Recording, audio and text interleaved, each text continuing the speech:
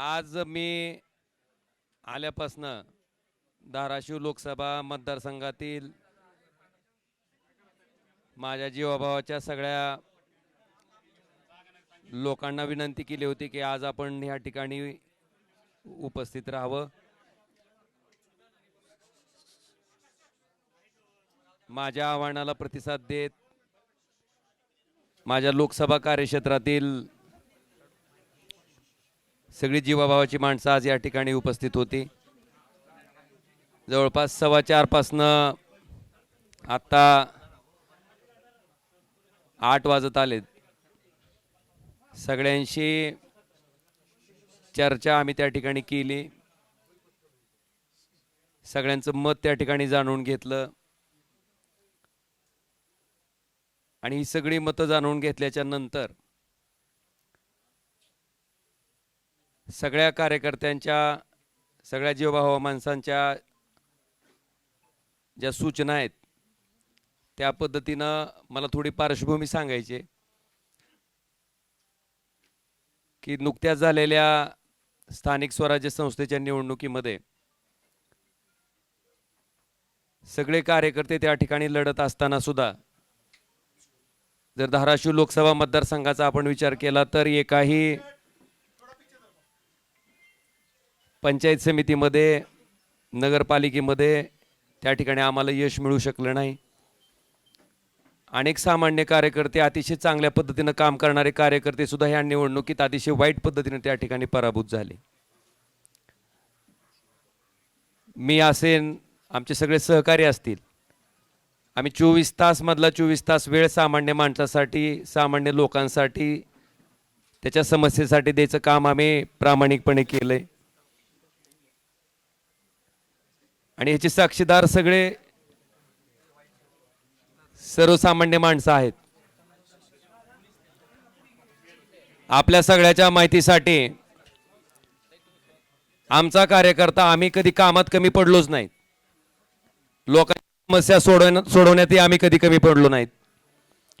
पण दुर्दैवानं सत्तेमुळं त्या ठिकाणी आम्हाला ह्या पराभवाला सामोरं जावं लागलं।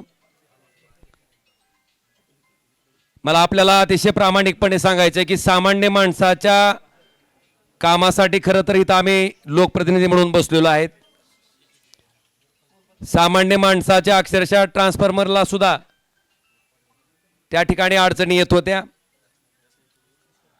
आज सगळ्यांच्या माध्यमातून त्या ठिकाणी आम्ही निर्णय घेतलाय की शिवसेना पक्षात त्या ठिकाणी आम्ही जाणार आहेत।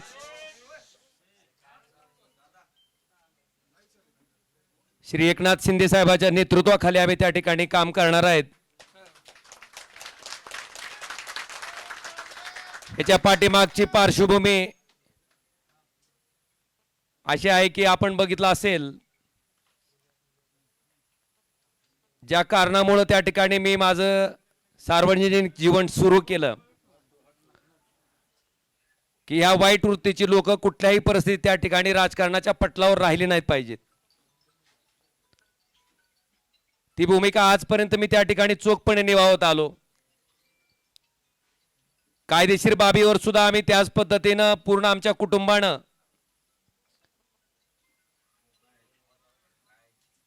महाराष्ट्र पोलीस जे तपास करत होते, कळंबोली पोलीस स्टेशन जे तपास करत होते ते दबावाखाली करतंय आणि इथून आम्हाला न्याय मिळू शकत नाही, म्हणून हा तपास सीबीआय कडे वर्ग करावा अशी मागणी अशी याचिका हायकोर्टात केल्याच्या नंतर या हत्याकांडाचा तपास त्या ठिकाणी सीबीआय कडे वर्ग झाला। 20 वर्ष अविरतपणे न्यायालयीन प्रक्रिया चालली। फार मोठ्या अपेक्षा आमच्या कुटुंबाला त्या निकालात होत्या, मेरिटवर निकाल येईल अशी अपेक्षा होती। पण दुर्दैवानं जो काही निकाल आला ज्याच्यामध्ये सन्माननीय न्यायालय म्हणतंय की राजकीय वैमनस्य होतं तेही मान्य करतंय, कुठल्याही हत्याकांडामध्ये उद्देश मोटिव्ह फार महत्वाचा असतो तेही न्यायालय मान्य करतंय। पण दुर्दैवानं कळंबोली पोलीस स्टेशनच्या तपासाला त्या ठिकाणी बेस करून मला वाटतं ज्या पद्धतीचा निकाल आला तो अतिशय दुर्दैवी होता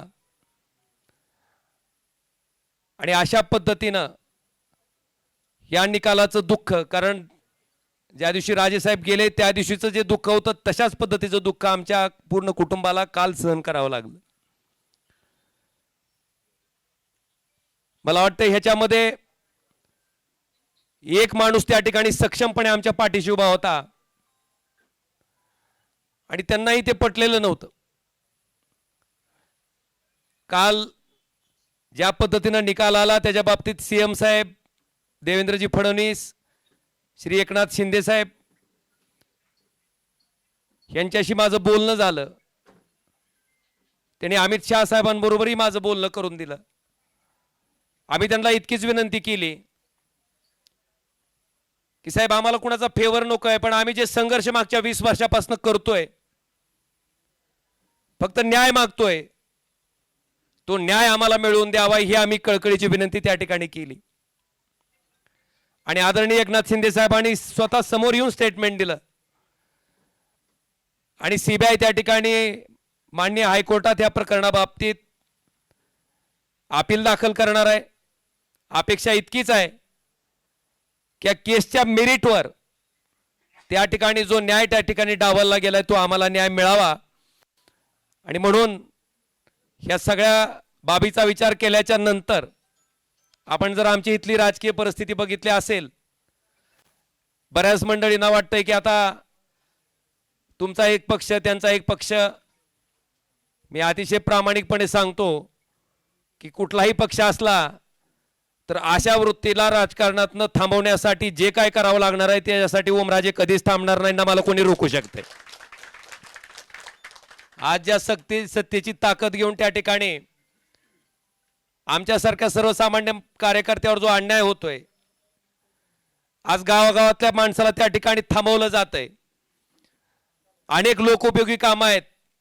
खासदार म्हणून त्या माणसाला वाटतंय की बाबा खासदारांना आमचा ट्रान्सफॉर्मर द्यावा, खासदारांना आमच्यातलं अमुक काम करावं. आज 7 वर्ष होत आलेत. त्या माणसाच्या अपेक्षा फार मोठ्या आहेत. मला वाटतंय निश्चितपणे ह्या सगळ्या अपेक्षांना न्याय द्यायचं काम मी निश्चितपणे प्रामाणिकपणे इथून पुढच्या कालखंडामध्ये करत राहीन. आणि आपल्या सगळ्याच्या माहितीसाठी सामान्य माणूस ओमराजेला ओळखते. 2009 पासून ते आजपर्यंत, 2006 पासून ते आजपर्यंत त्या सामान्य माणसासाठी मी काय काम करतो हे सामान्य माणसानं बघितलंय. आणि म्हणून कुठल्या पैशाच्या हव्यासापोटी, कुठल्या पदाच्या हव्यासापोटी जाणारा ओमराजे नाही. जी काय सत्ता घ्यायची आहे किंवा जी काय सत्तेचा वापर करायचा आहे, कारण आपण जर माझ्याकडची फळी बघितली तर माझ्याकडं मोठे प्रस्थापित माणसं कोणीच नाही. माझ्याकडं सामान्य माणसं, समाजातली शेवटच्या घटकातली माणसं त्या ठिकाणी आज माझ्याकडं आशा लावून बघतायत. आणि मी आपल्याला शब्द देतो की ह्या सत्तेचा वापर हा त्या सर्वसामान्य माणसाच्या जीवनात आनंद देण्यासाठी मी प्रामाणिकपणे करत राहीन आणि ती ताकदीनं करत राहीन. हे वचन मी आपल्या सगळ्याच्या साक्षीनं आज या ठिकाणी देतोय. आणि आम्हाला खात्री आहे की ज्या पद्धतीनं धावून जाऊन काम करायचा त्यांचा स्वभाव आहे त्या पद्धतीने ते निश्चितपणे धावून येतील आमच्या प्रत्येक.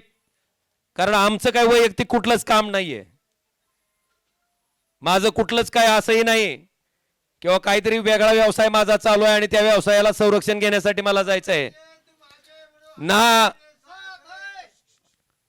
माझ्यावर काही ईडी सीबीआयची बी धाड पडली असंही नाही. बांधवांनो, प्रामाणिकपणे काम करणारा 24 तास मधला 24 तास वेळ देणारा मी एक सामान्य कार्यकर्ता आहे. आणि निश्चितपणे यांच्या नेतृत्वाखाली आम्ही अतिशय चांगल्या पद्धतीचं काम आपण जर बघितलं असेल तर कृष्णा मराठवाडा सिंचन प्रकल्प जो की कित्येक वर्षापासून त्या ठिकाणी अपूर्ण आहे. आपल्याकडे बॅरेजेसची कामं आहेत जे की आम्ही त्यावेळेस सुरू केलं होतं, त्याचे एस्टिमेट चालू केले होते. मला वाटतंय ह्या सत्तेचा उपयोग कशा पद्धतीने केला जाऊ शकतो हे निश्चितपणे आम्ही धाराशिव लोकसभा मतदारसंघातील जनतेला चांगल्या पद्धतीने त्या ठिकाणी राबवून, नुसत्या घोषणा नाहीत तर त्या राबवून अतिशय चांगल्या पद्धतीनं दाखवून देऊ.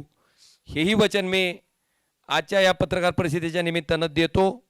आणि निश्चितपणे आदरणीय उद्धवजी, आदरणीय आदित्यजी, बाळासाहेब यांचा सगळ्यांचा मला प्रचंड स्नेह लाभला, त्यांचे आशीर्वाद लाभले, त्यांचं प्रेम लाभलेलं आहे.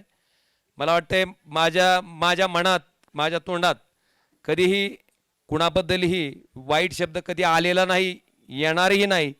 आणि मी मगाशी आमच्या सगळ्या सैनिकांना सुद्धा सगळ्यांना सांगितलं की एकही शब्द भले कुठल्याही प्रकारची कशाही प्रकारची कमेंट पुढं आली तर मला वाटते मातोश्रीबद्दल आपल्याकडनं एकही शब्द जायला नको, ही मी विनंती सगळ्या आमच्या कार्यकर्त्यांना केलेली आहे.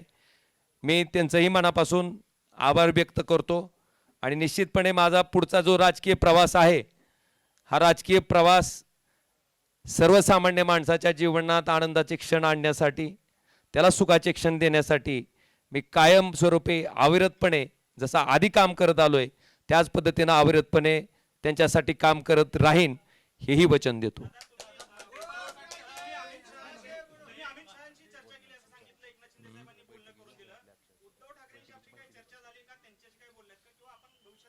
काय काय म्हणले?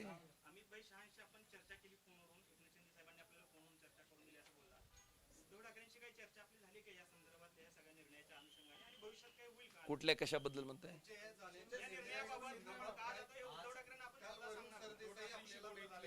मला वाटतंय आता एक लक्षात घ्या, माझी जी काय भूमिका होती, मी ज्या पद्धतीने ठरवलं होतं, मी ज्या पद्धतीने सांगितलं होतं त्या पद्धतीने मी आपल्या सगळ्याच्या समक्ष मांडलेली आहे. आणि माझी आपल्याला इतकीच विनंती आहे की आम्ही काय बोललेलो असेल तर निश्चितपणे तुम्ही त्याची बातमी करा, त्याच्याबद्दल काही दुमत नाही. पण न बोललेल्याही बातम्या त्या ठिकाणी चालवल्या जातात. आणि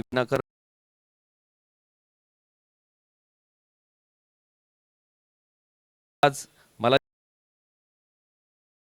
एवढंच सांगायचं,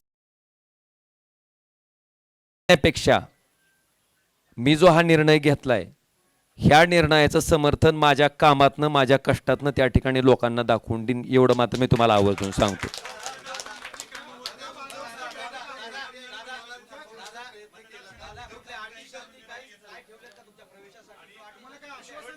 एक लक्षात घ्या, अटी शर्ती टाकून मी काम करणारा कार्यकर्ता नाही.